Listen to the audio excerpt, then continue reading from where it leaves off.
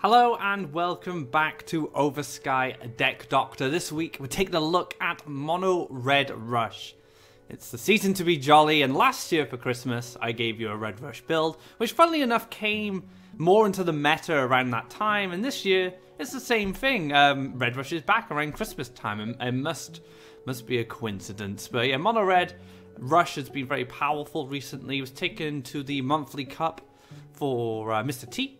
I based this list around Mr. T's monthly cup build. I took out the Daring Adventurers, added an extra Mace Man and an extra Ground Shaker. I really like Mace Man and just want that solid 4-4 in the early game. Now this has done wonders for me on the ladder so far. I've climbed up from about 7 to 2 very quickly. This deck can overwhelm some of the more greedier decks like Green Arrow Sacrifice and Blue Green Ramp. Very difficult for them to deal with the rush down of this list. So if you want to get fast ranks but you don't want to play Yellow Rush, you want something a bit different, Red Rush might be for you. So let's go over the cards and see what they do. Our first selection of creatures are the early game creatures that you want to play on your double neutral. So what you're going to be doing is slamming those double neutrals right up to your opponent's orb and dropping one of these guys down. Mace Man, it's very strong, 4-4 for 4 Faeria, good stats, good Faeria cost, but one of its benefits is that it's a neutral card, so you can play this card straight away without having to build any mountains. And that's one of the things you're going to be doing as a Red Rush player. You're going to want to be playing mountains after you start applying pressure with these neutral creatures. Now, Queen's Guard is a combat creature, and we do have some combat synergy in this build.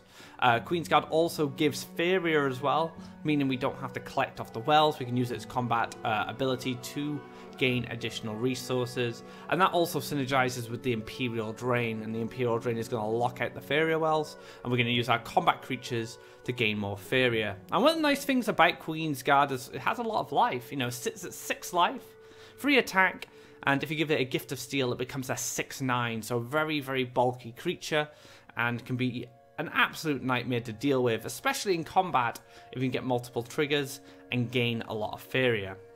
Speaking of combat creatures, this is the red combat package we are using in this build.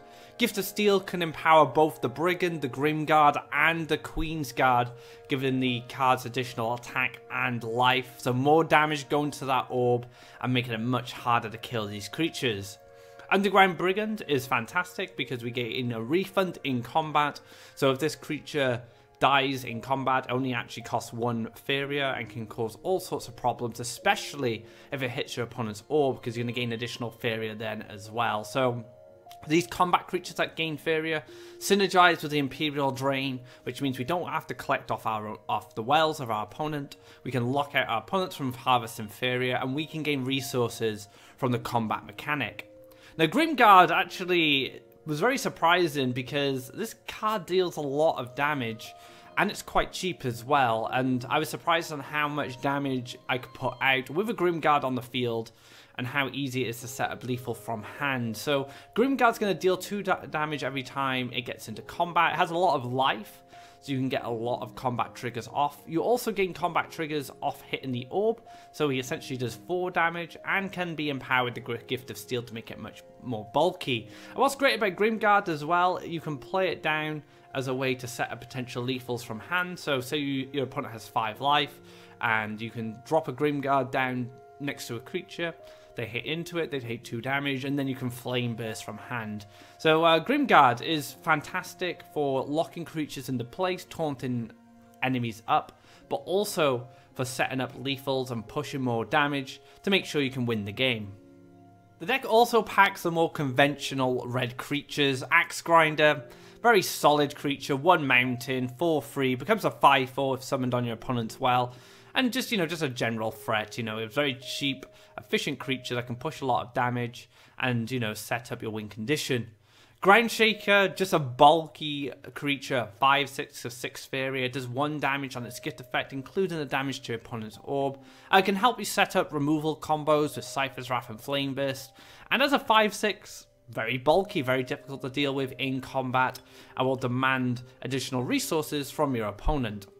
Now, Imperial Drain is one of the MVPs of this deck because you lock out your opponent's Faeria wells while you continue to gain Faeria from using the combat abilities of the Queen's Guard and the Underground Brigand. And one thing this deck is really good at is just +1 Faeria when you're on the free Faeria, and playing even Axe Grinder. You can play a Mace Man, you can play a Grimguard. So you have these cheap and effective creatures that can continue to apply pressure.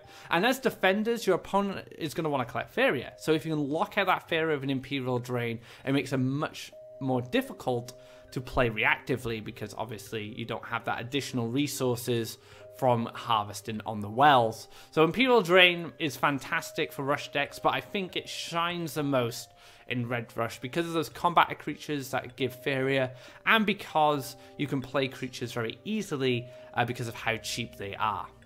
Last but not least, we have the removal cards. We have Cypher's Wrath and Flame Burst. Both of these cards will be used to answer threats on board.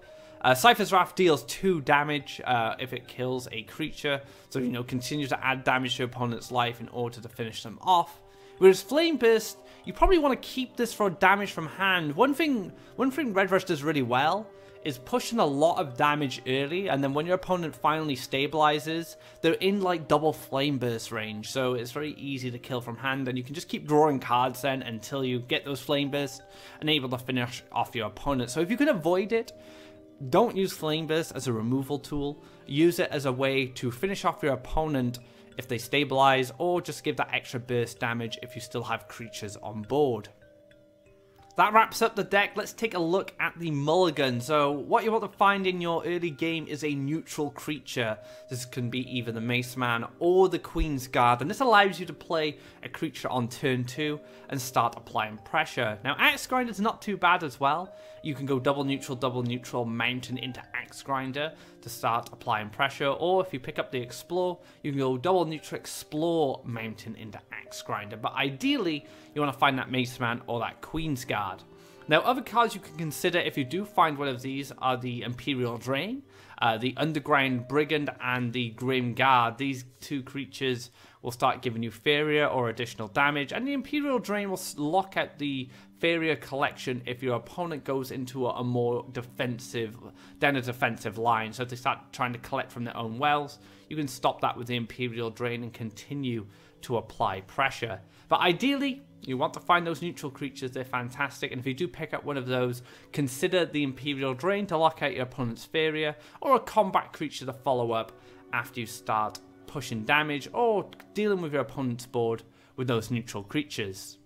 Now we've seen the deck list, how much does it cost? 9 commons, 15 rares, and 6 epics in total. 0 legendaries and 0 Oversky cards, so you don't need any of the Oversky islands in order to play this deck. It comes up to 825 Memoria in the epics, being the most expensive cards. Ground Shakers you're going to be using in all your red decks, so they're always good to craft. However, the Imperial Drains are very specific to Rush, mainly Red Rush. Sometimes you see Green Rush run it, but Red Rush has traditionally used Imperial Drain more than any other type of Rush deck, so you might not see much use of that card after playing Red Rush, but it's definitely a great card to experiment with if you are an aggro player, and you'll get a lot of mileage out of it. And the rares and commons, fairly cheap as well, so this deck actually prices up very cheap for a Rush deck. It has more epics than most Rush builds, yellow probably being the cheapest of the Rush decks in Faeria right now. But like I said, you'll get some more use out of those Ground Shakers in other red decks, and the Imperial Drains can be a great card to experiment in other aggro builds. Let's take a look at the strengths and weaknesses. Now, I've noticed this deck does damage very fast. I've been playing this quite a lot, and I can usually get my opponent within lethal range very quickly, and then they'll try and stabilize, they'll clear my board, but I'll just kill them from hand with Flame Burst, which leads into my next point, which is removal and burst damage.